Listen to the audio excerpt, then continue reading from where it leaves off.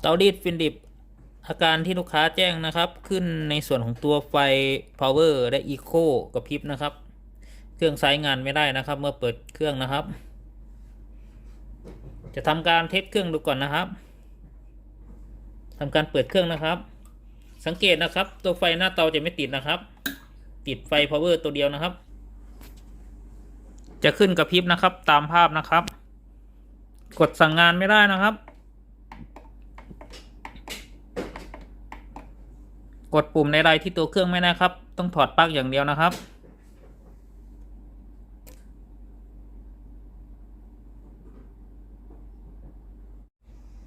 อาการในส่วนของตัวปุ่ม power และ eco กระพริบนะครับสาเหตุนะครับผมระบุนะครับว่าในส่วนของตัวบอร์ดหน้ามีปัญหานะครับก่อนทำการเปลี่ยนบอร์ดหน้านะครับผมจะพาแกะดูในส่วนของตัวทรานซิสเตอร์ก่อนนะครับที่บอร์ด power supply นะครับถ้าในส่วนของตัวทรานซิสเตอร์ตำแหน่ง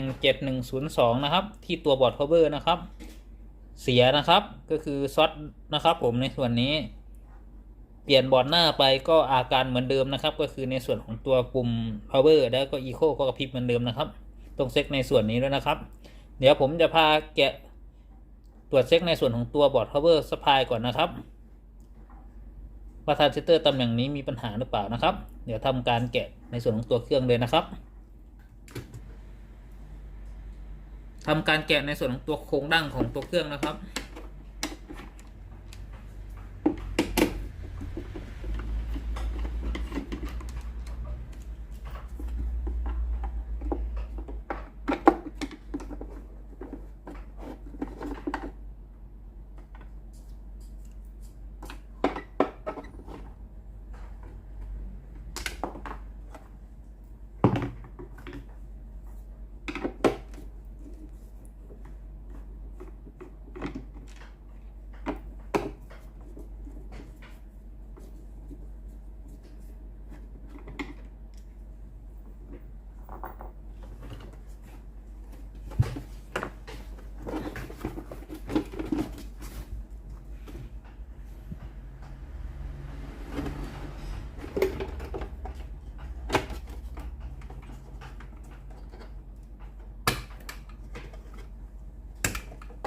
ผมจะทำการแกะเช็คในส่วนของตัวบอร์ด power ก่อนนะครับ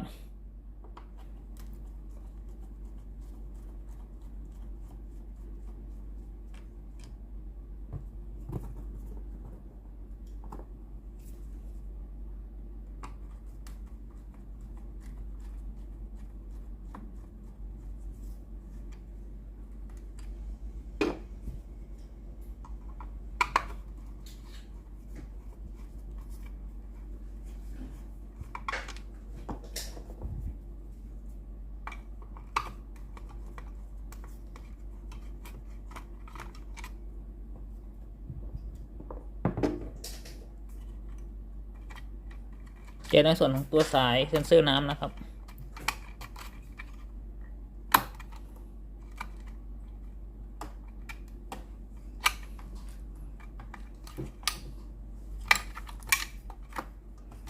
สายเซ็นเซอร์หม้อต้มนะครับ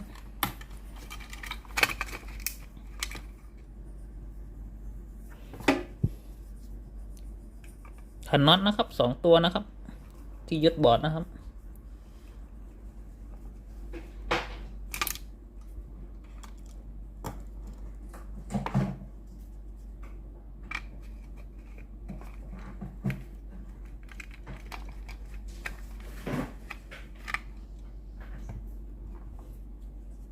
อีกตัวนะครับซ่อนอยู่ตรงนี้นะครับผ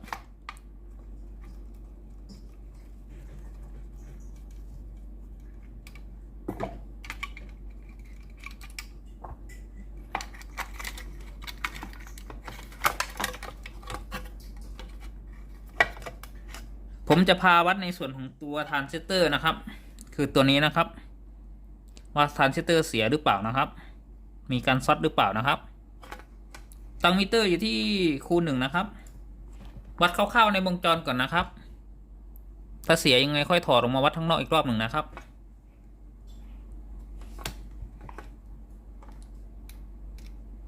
จับในส่วนของตัวขาเบสนะครับ ตัวนี้ขึ้นนะครับตัวนี้ขึ้นนะครับจับในส่วนของตัวขาอิมิเตอร์นะครับแล้วก็ขาคอนเดนเตอร์นะครับตัวนี้ขึ้นนะครับสลับข้างขึ้นนะครับเดี๋ยวผมจะทำการถอดออกจากวงจรดูก่อนนะครับว่าอยู่ในวงจรหรือเปล่านะครับถึงขึ้นนะครับ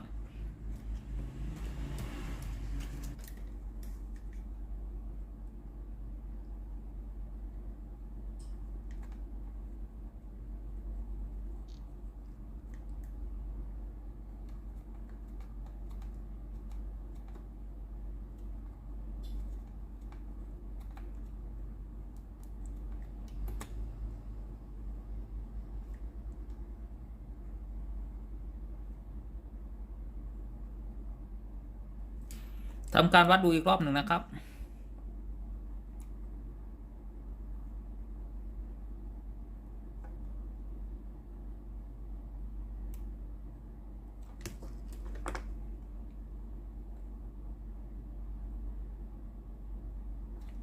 ตัวนี้ในส่วนของตัวทรานซิสเตอร์ซ็อตนั่นนะครับที่วงจรนะครับคือตัวนี้นะครับ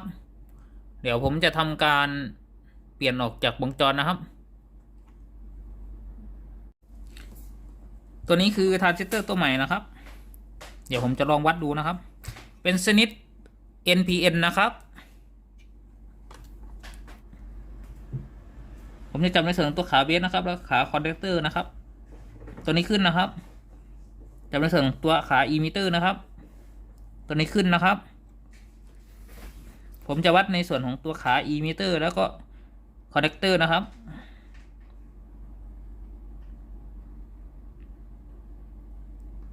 ตรงนี้ไม่ขึ้นนะครับสลับข้างนะครับ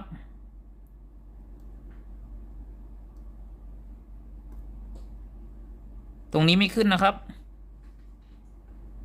เดี๋ยวผมจะลองใส่เข้าไปในวงจรก่อนนะครับ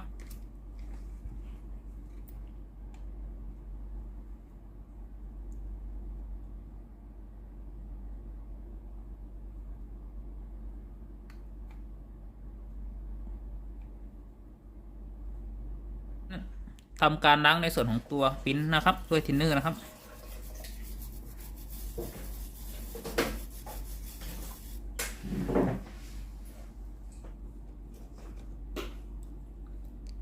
ในส่วนของตัวทรานซิสเตอร์นะครับคือตัวนี้นะครับที่เปลี่ยนออกนะครับชนิด NPN นะครับ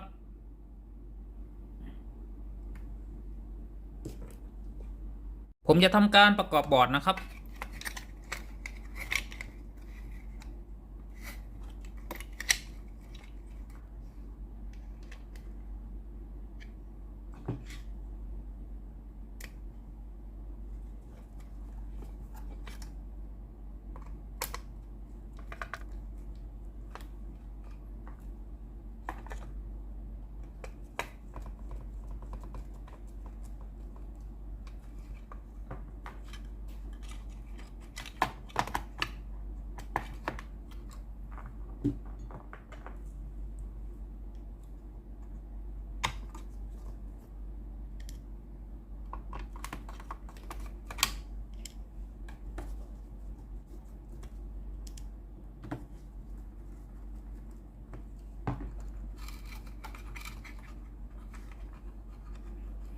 ใส่ในส่วนของตัวสายเซ็นเซอร์น้ำนะครับ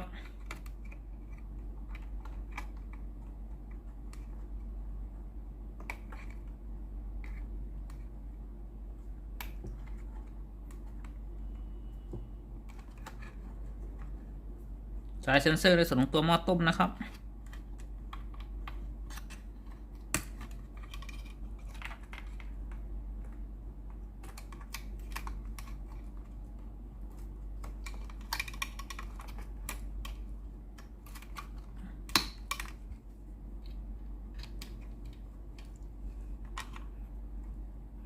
สายท่อน้ำนะครับ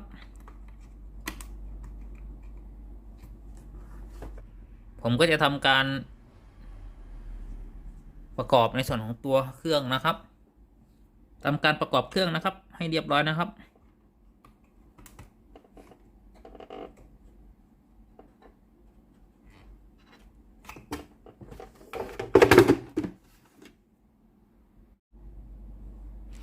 อาการที่เกิดขึ้นนะครับก็คือในส่วนของตัวบอร์ดลั่นหน้าเตานะครับไม่สามารถสื่อสารกับตัวบอร์ดพาวเวอร์ในตัวเครื่องได้นะครับเดี๋ยวผมจะทำการเปลี่ยนในส่วนของตัวบอร์ดหน้าเตานะครับ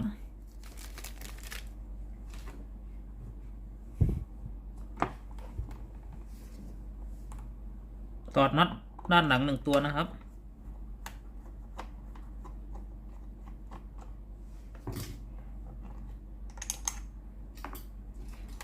รุ่นนี้ถ้าซ้ายสักพักหนึ่งนะครับโครงจะแตกร้าวนะครับเพราะว่าร้อนจัดนะครับ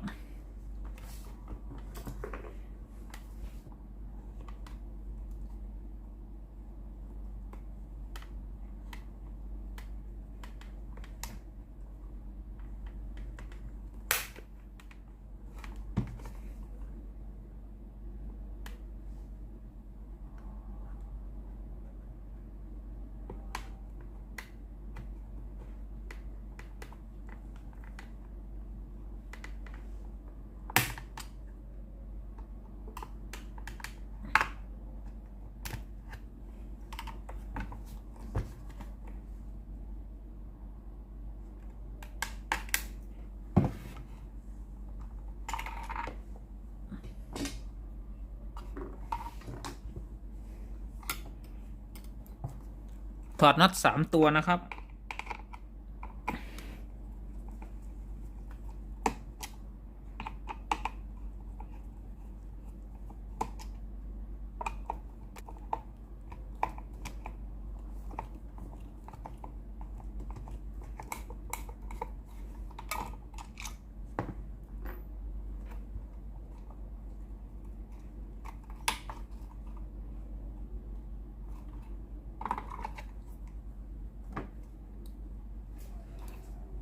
นำสายออกนะครับ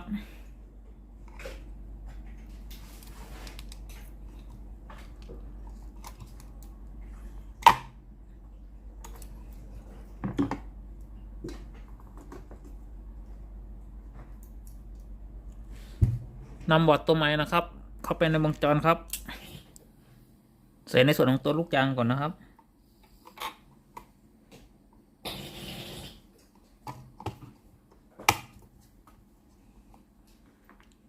ขันน็อต3 ตัวนะครับ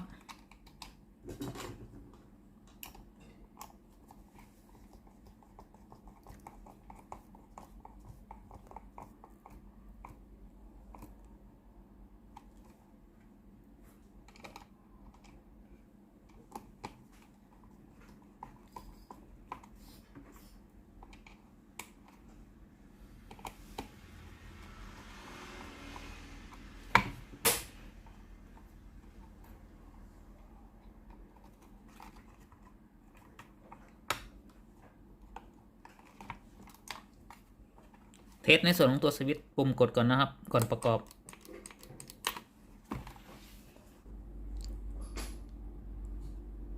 ก่อนทำการประกอบในส่วนของตัวโครงบนนะครับผมจะเปิดเครื่องเทสดูอีกรอบหนึ่งนะครับหลังจากที่เปลี่ยนในส่วนของตัวบอร์ดไปนะครับ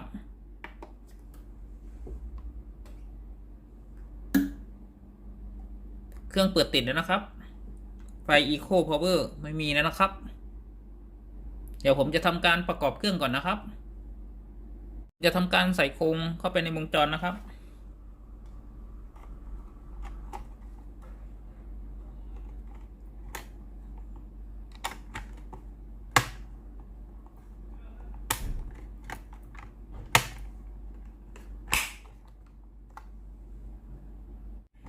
ทำการขันน็อตท้าย1 ตัวครับ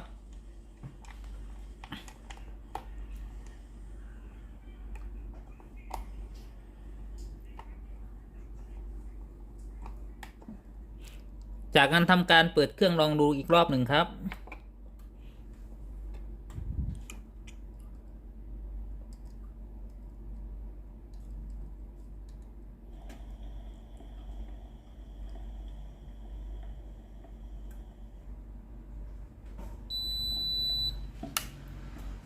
เมื่อเครื่องพร้อมใช้งานนะครับลองกดปุ่มจ่ายน้ำดูนะครับ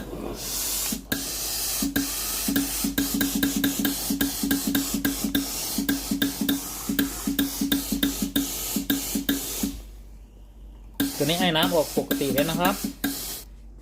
สรุปอาการเสียนะครับของเตารีดยี่ห้อฟิลิปนะครับอาการไฟที่บอร์ดปุ่ม power และ eco กับพริบนะครับตัวนี้มีอะไรเสีย2ชิ้นนะครับ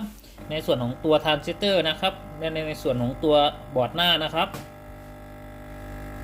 ฝากกดไลค์กดแชร์กดติดตามให้แล้วนะครับขอบคุณมากๆครับสวัสดีครับผม